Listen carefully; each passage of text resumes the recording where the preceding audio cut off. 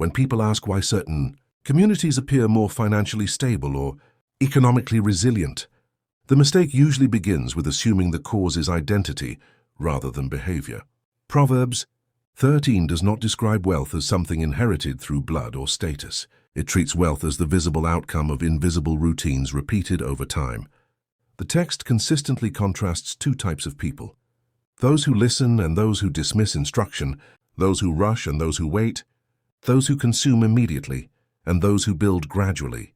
One of the strongest ideas in this chapter is that learning precedes earning. The opening verse emphasizes hearing instruction, not ignoring it.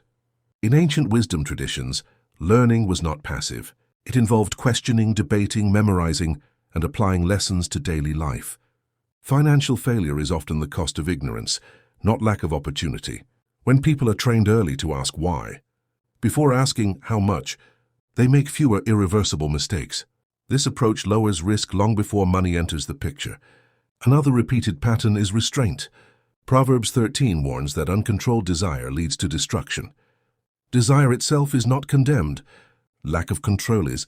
Financially, this means resisting impulse purchases, unrealistic ventures, and emotional decisions.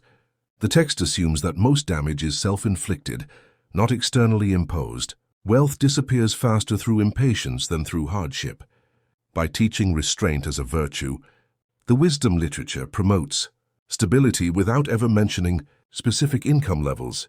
The chapter also highlights effort that is steady rather than dramatic. It states that wealth gained hastily will dwindle, while wealth gathered little by little grows. This idea directly opposes the fantasy of sudden success. Instead of chasing large gains, the text values consistency. Small profits reinvested, skills refined slowly, and trust built over years all compound quietly. From the outside, this can look like privilege. From the inside, it feels repetitive and uneventful. Speech and behavior are treated as economic forces. Proverbs 13 repeatedly connects words to outcomes. Careless speech leads to trouble. Guarded speech preserves life. In practical terms, this applies to contracts, promises, partnerships, and reputation. When people are taught that words carry weight, they become more reliable. Reliability reduces friction in economic relationships. Lower friction means fewer losses over generations. This creates an environment where cooperation is safer and more productive. What is important to understand is that none of these ideas are mystical or exclusive. They are behavioral. They require teaching, correction, and repetition. Communities that emphasize these traits early tend to produce adults who are cautious with debt, serious about learning, and slow to risk what they cannot replace. Proverbs 13 does not praise wealth itself. It warns that without wisdom, wealth becomes a liability. The second half of Proverbs 13 shifts attention from individual behavior to long-term responsibility.